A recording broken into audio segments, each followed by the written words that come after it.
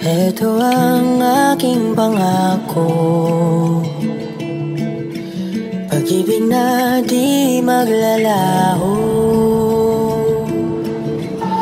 To be patient, to be kind and to be true, to love and to be loved by you.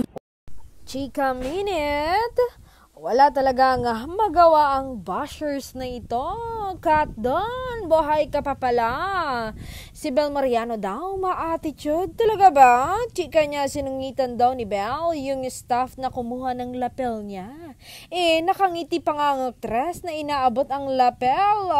Ay, grabe ka, fake news ka talaga. Kung totoo sana, hindi mo tinakpan ang video mo. Fake news ka talaga. Wag po kayong maniwala sa Kat Don na ito.